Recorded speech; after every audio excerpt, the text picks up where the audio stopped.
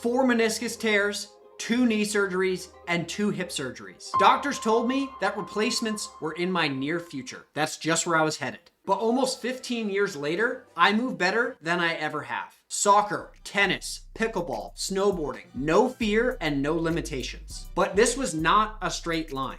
I tried hundreds of protocols and most of them didn't work. In this video, I'm gonna walk you through the 5 things that actually did work, the exact same ones that I preach to all of my clients that are dealing with joint pain or injury recovery. And if you stick around to the end, I'm gonna walk you through the single most transformational concept that changed the way that I approach recovery and injury prevention. Now, the first thing I recommend to anybody that's going through injury recovery is bone broth. Bone broth is rich in collagen, glycine, and other minerals that are directly involved in joint repair. Your tendons, your cartilage, and all the connective tissue around your joints. And most people are chronically low in these nutrients. When you're recovering from surgery or an injury or trying to prevent it in the first place, the demand for these is even higher. My daily ritual involves 2 scoops of unflavored, 100% grass-fed, hydrolyzed bone broth. I've tried dozens of different brands and Paleo Valley has the highest quality for the lowest cost. Comes out to roughly $1.50 per cup. I also like to add garlic, salt, sometimes nutritional yeast, oregano oil, apple cider vinegar, whatever I'm feeling that day. My wife also loves the chocolate flavor in her coffee.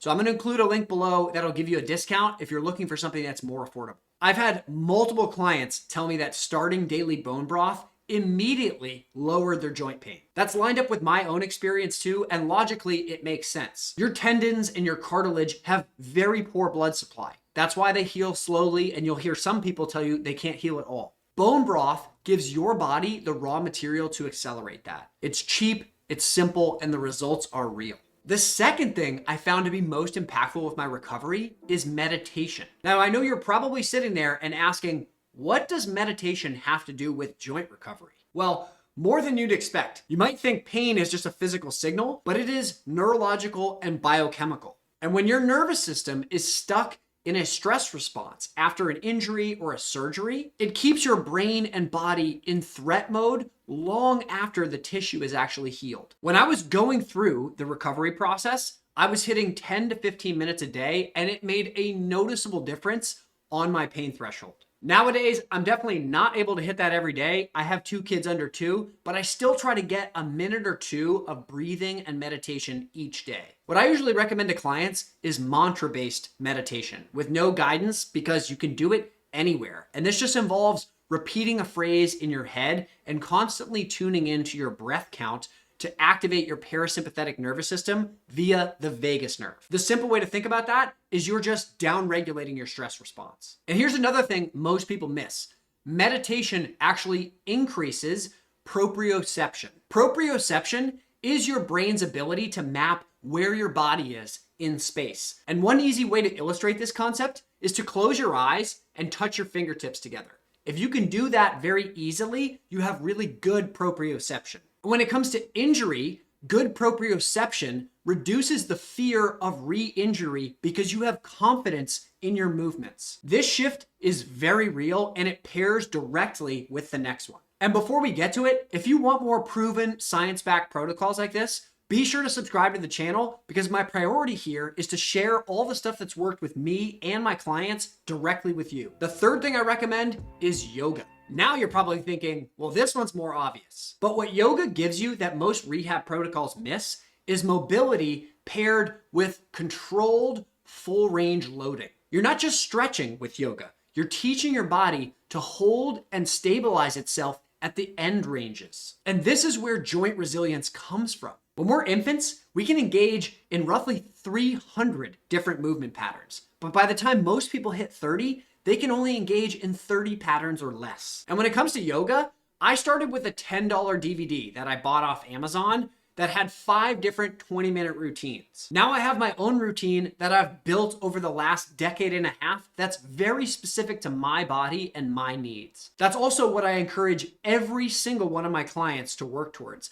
building a routine that fits your body and your life. And in yoga, the breathing piece matters just as much as the movement. When you're getting into these deep poses that might give you a little bit of discomfort, breathing is your way of calming down the nervous system and telling your body that that range of motion is safe. The safest joint is the one that's comfortable across a full range of motion, not just in the middle, and yoga is the best thing to build that. If you're brand new to yoga, start here.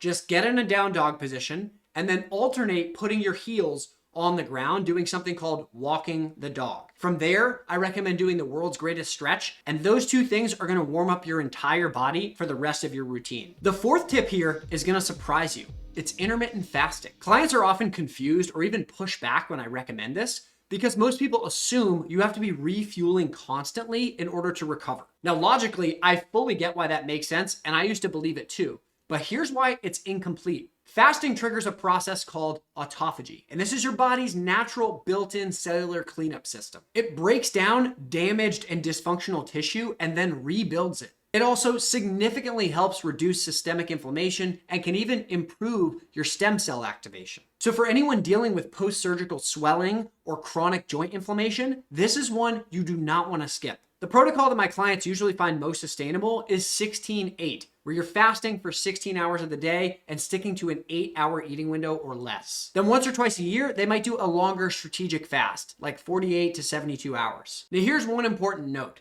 Fasting can have downsides if you're not properly refueling during your eating window. And this is why for me personally, most days of the week, I'm breaking my fast with that cup of bone broth.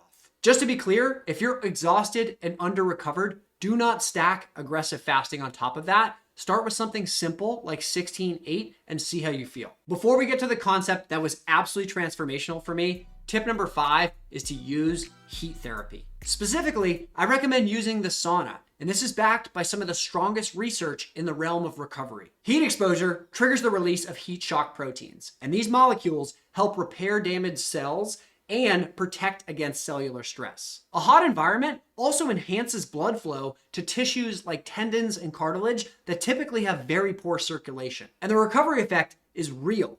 Reduced soreness, faster tissue turnover, and enhanced parasympathetic activation. Your best bet is to try and get in a sauna that's at least 170 degrees and to stay in there for 20 minutes. But ultimately, if you can stack a bunch of these things together, that's even better.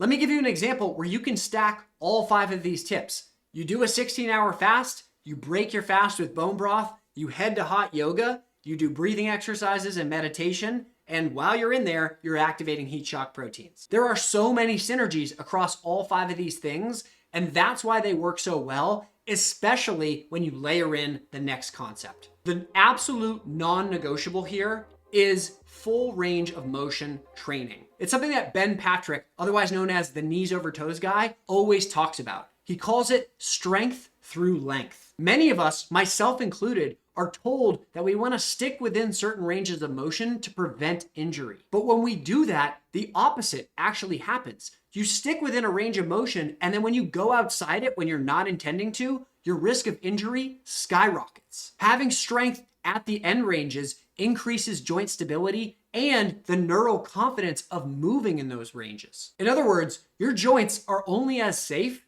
in the positions that they're strong in and the positions your brain believes they're strong in. If your hips and your back can only rotate so much or your knees can only bend so much, all it takes is one wrong step playing pickleball or off a curb to have that injury occur. Now, here's the protocol that I share with all of my clients. Start with body weight. Practice slow, eccentric motions where you're lowering your body in a controlled environment. With just your body weight, you can exercise through full range of motion for most of your lower body. And if you're willing to get a tool like an exercise band, it gives you the capability to do even more with upper body and other areas that you can exercise through those ranges. This is the transformational concept that changed everything for me. I stopped trying to protect my joints and started looking at it as my job to confidently own every degree of motion. If you focus on protecting, you create weakness on the edges, whereas if you focus on owning, you create resilience through the full range. If you're looking for more guidance here, I do have an old video you can check out that walks through some of these. And if you want more guidance, drop a comment below just letting me know so I can add a new video to my queue. Now here's a rapid fire recap of everything we've covered. Bone broth provides the raw materials for repair. Meditation rewires the fear response and lowers stress, which allows your body to repair. Yoga builds mobility and end-to-end strength. Fasting helps clear out damaged tissue and lowers inflammation. The sauna or other forms of heat exposure amplifies circulation and recovery. And exercising through full range of motion and building strength through length is the foundation that your joint health is built on.